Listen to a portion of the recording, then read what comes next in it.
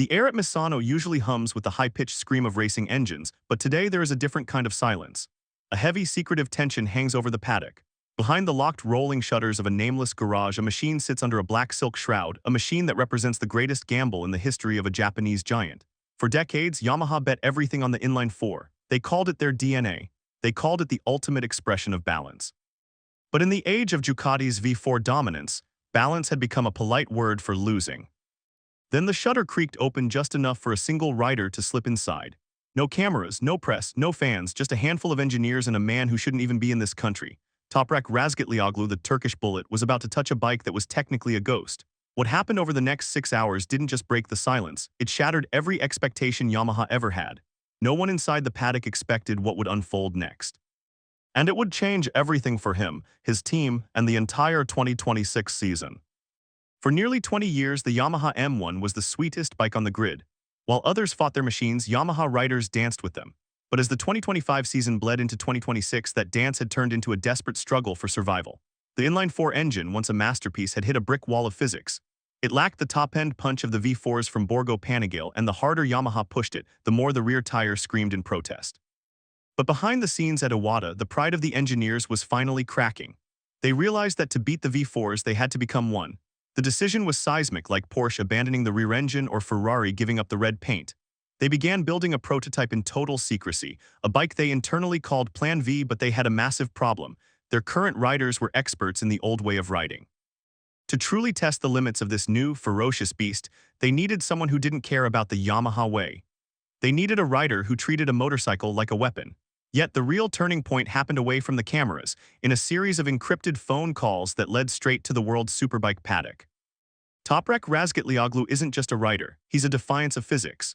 Known for his stoppies, where the rear wheel hangs in the air while he's still doing 100 miles per hour, Toprak brought a level of aggression that the MotoGP paddock hadn't seen since the early days of Marc Marquez. After dominating the superbike world, the question wasn't if he could ride a GP bike, but if any GP bike could survive him. Inside the Yamaha garage at Misano, whispers began spreading as Toprak suited up. He wasn't there for a PR stunt, he was there to be a living measuring stick. Yamaha needed to know if their new V4 engine could handle the most extreme braking loads possible. Unlike the smooth, flowing style of Fabio Quartararo, Toprak smashes the front brake like he's trying to snap the lever. If the V4 chassis survived Toprak, it could survive anyone. But as he rolled out onto the empty circuit, even the most senior Japanese engineers held their breath. They were handing their most expensive secret to a man who lived on the edge of a knife, and the first lap would prove that the V4 wasn't just a different engine, it was a different soul. The Misano circuit was empty, but the telemetry screens were glowing red. As Toprak clicked the V4 into gear, the sound was the first shock, a deep, guttural roar that replaced the old Inline-4 scream. This was the ferocious mid-range power Yamaha had been missing for years, but the real magic happened at turn 8. According to insiders, Toprak didn't just test the bike, he tortured it. He was seen deliberately entering corners at impossible angles, delaying his braking until the very last millisecond, a signature move from his superbike days. In the past, the Inline-4 M1 would have folded under this pressure, losing its balance and pumping through the corner. But the V4 was different. The telemetry showed a level of stability that left the management stunned. The bike remained composed, even when the front tire was being crushed into the asphalt. Toprak was braking deeper than any of Yamaha's comparison riders, and yet he wasn't sacrificing his line. It was a combination that, on paper, shouldn't have been possible. Yet this was only the beginning of a far bigger storm brewing in the telemetry data. In the world of MotoGP, aggression usually comes with attacks, tire wear. If you brake like Toprak, you usually destroy your front tire in 5 laps. This was the fear haunting the V4 project engineers. They assumed the V4's extra power and Toprak's violence would leave the Michelin tires in tatters. But as the session moved into a full race-based simulation, the atmosphere in the garage shifted from tension to disbelief. Toprak wasn't just fast for 1 lap, he was stable for 20. The internal data showed that despite the extreme late braking, the bike's balance was so precise that the front tire remained intact. The V4's slimmer profile allowed for a chassis design that distributed weight more effectively than the bulky Inline-4 ever could. Toprak's feedback to the technicians was surgical. He spoke about engine braking maps and weight distribution with the precision of a lead engineer. He wasn't just riding, he was building.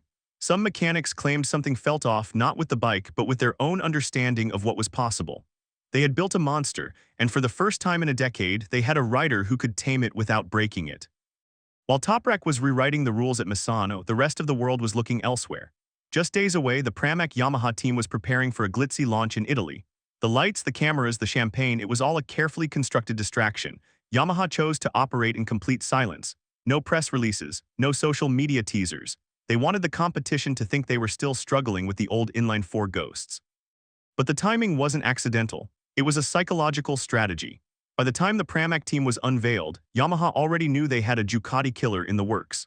The secret test at Misano sparked speculation that the 2026 V4 package wasn't just a prototype, it was a finished weapon ready for immediate adoption. Internal sources stated that the V4 response was now smoother yet still ferocious, specifically designed to target the mid-range gap where Ducati had traditionally ruled. Yamaha wasn't just catching up, they were aiming for the throat. However, the twist that followed would change the championship narrative entirely. News of the secret test eventually leaked. You can't hide a V4 roar in the middle of Italy for long. As the rumors reached the ears of the rival manufacturers, the mood in the paddock shifted. Insiders claim that even Valentino Rossi, the man whose name is synonymous with Yamaha, issued a quiet but firm warning: the game has changed. The rivalry between the Japanese and European manufacturers had reached a boiling point. Ducati, KTM, and Aprilia had enjoyed years of technical disputes and aero debates while Yamaha sat in the shadows.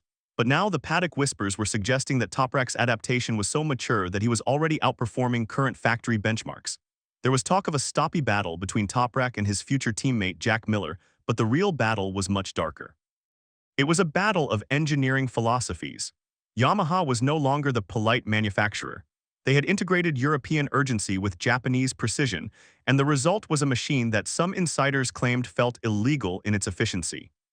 As the sun set over the Misano circuit and the black Cadillac rolled away from the track, the Yamaha V4 project officially moved from experiment to maturation. The data gathered by Toprak wasn't just a set of numbers, it was a blueprint for the future. His input regarding the transition from braking to cornering had already triggered a complete revision of the chassis settings. Yamaha is no longer the underdog, they are a shark that has finally tasted blood. The 2026 season is no longer about participation or learning. It is about a comeback that has been years in the making. Toprak Razgatlioglu, the man who was told he was too aggressive for MotoGP, has become the cornerstone of a revolution. He isn't just fighting his rivals anymore. He is fighting the expectations of an entire industry. And as the official 2026 tests approach, the rest of the grid is starting to realize that the silence from Yamaha wasn't a sign of weakness. It was the sound of a giant waking up. What happened after that left even his closest team members stunned. As the realization set in, the V4 isn't just a bike. It's the end of the world as we know it.